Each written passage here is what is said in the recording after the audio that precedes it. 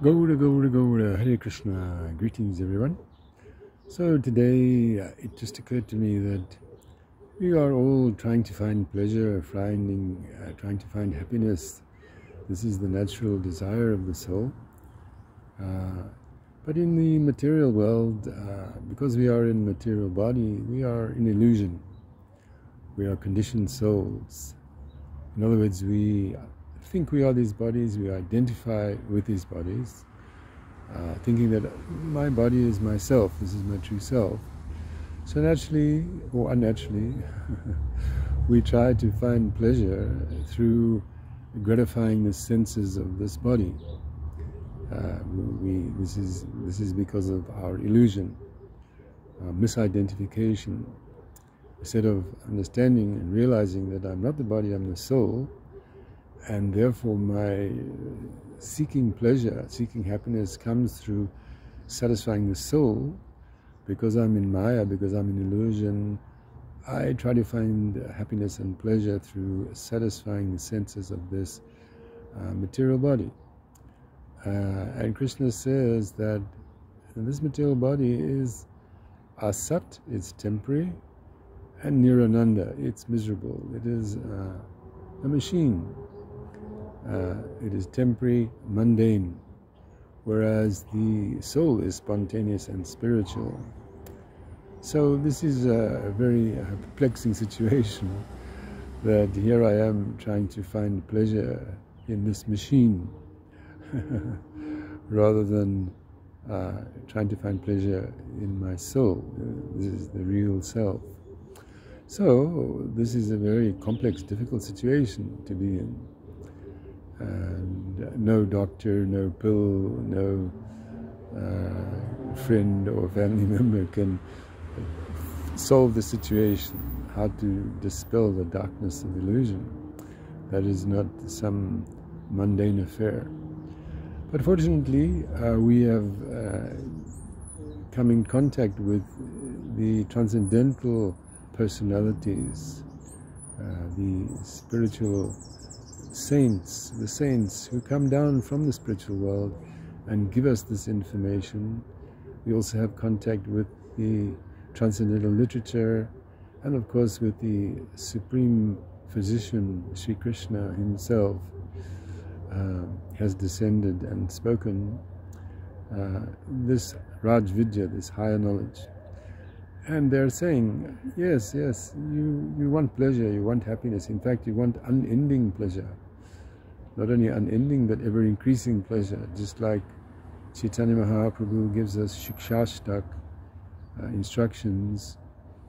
And he talks about, in the first verse, Anandam Buddhi Vardhanam. That actually the ocean of transcendental happiness is Vardhanam, it's ever increasing. This is actually what we want. We want ever increasing, endless happiness, to be satisfied, to be fully happy and blissful. This is what we want. And we're saying, and we're hearing from the gurus and the great saints and the transcendental literature and the supreme physician himself, Sri Krishna, that this is actually what we're meant for. We're not meant for the temporary pleasures of this material world, which we try to experience through this machine, this body. This is not actually what we're meant for. But of course, we've been addicted to trying to experience happiness and pleasure in that way for many, many lifetimes, lifetime after lifetime. So the illusion is very thick, misidentification of this body, and trying to find pleasure through this body. That process, that habit is very old. I think there's a saying, old habits die hard. But anyway, so we've heard now from the great saints, Sri Guru and Gauranga, about the positive alternative, as my Guru described, the positive alternative of Bhakti Yoga, Krishna consciousness, specifically the ninefold process of Bhakti, Shravanam, Kirtanam, Vandanam, Dasyam, and so on, practicing the hearing and chanting of the holy names under the guidance of the great saints. This is the way to find real happiness. And Krishna talks about that happiness in Bhagavad Gita. He calls it param drishtva. Param means supreme, drishtva means taste. So he's saying that actually this transcendental pleasure, which we will find as we begin to experience the real activity of the soul of bhakti yoga, that pleasure is param. It is higher. It is supreme. In other words, I remember that example given that if I'm carrying an old smelly rock in my hand, and somebody comes along and says, "Hey, why don't you put down that smelly old rock and take this beautiful shiny diamond?" You see? So obviously the diamond is something far superior, far more valuable. So this is our process then, that we're taking up the process of bhakti yoga with the encouragement and in the hope that we will find something superior to the very insignificant mundane pleasure, which is its pleasure. Just like Prabhupada says that if you're in the desert, you need a lot of water, you're very thirsty.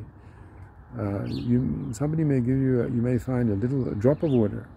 So it's water, there's no doubt, it's water, but is that sufficient for your needs? One drop in the desert? No.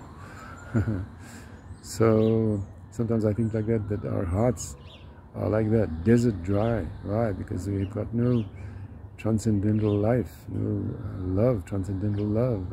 Therefore our hearts are dry. They need a lot of water, a lot of spiritual happiness. So that pleasure and happiness is not sufficient, that we find this material world very insignificant. But we're addicted, unfortunately, to trying to enjoy the senses, chewing the chewed, as they say. But fortunately, the Guru and Gauranga come along and say, "Here, take this, here's the real thing. Take this process of Bhakti Yoga." Of course, it's not a 5-minute thing. Oh, now it's all perfect, it takes 5 minutes. No. As Krishna says in Bhagavad Gita, constant practice, total dedication is needed. And to practice chanting the holy name particularly, and what are the qualities to do that? Chaitanya Mahaprabhu says that one should chant the holy name of the Lord, number one, in a humble state of mind. How humble? Thinking oneself lower than the straw in the street. That's really humble. To be more tolerant than a tree. Wow, a tree is really tolerant. You can chop it down, it doesn't complain. It gives leaves and fruit even if you don't give it any attention, and so on and so on. So tolerant than a tree, devoid of all sense of false prestige, not thinking that, oh, I'm so qualified, I'm so beautiful, I'm so this and that, I'm a big devotee. No, that's all false prestige. Just like even if we have some devotional qualities, that nice prayer of Bhaktivinoda Thakur, your mercy is all that I am made of. I don't have any qualities actually, no devotional qualities. Your mercy is all that I'm made of. If I have any devotional qualities, it's your mercy, Gurudev. So therefore, what is the reason to be proud? No reason. And then lastly, ready to offer all respects to others. Wow, that's also not so easy for me, for conditioned souls, thinking that, oh, everyone is worthy of my respect. Rather than thinking, let them give me respect, like that. So anyway, these are the teachings. Not so easy, but perfect. Teachings are perfect. And now, just like that example, once you digging, you find gold. Once you find the gold, you just keep digging now. Now you've got it, okay? You've got to keep digging, you want more. Sure. So the same thing now that we've found truth. Just like the good, the true, and the beautiful. These are the real jewels for the soul. Now that we've found them in this wonderful teaching of Bhakti Yoga, Krishna consciousness, we simply have to be grateful that we finally found it. We've been looking in all the wrong places for a long time and not found it. Now we found it. Now what do? We keep digging, we keep going, we stay on the path of Bhakti Yoga. Prayer, humility, all of these things so necessary. And in this way we can make steady progress. So happy blissful days to everyone. Param vijayate Shri Krishna Sankirtanam.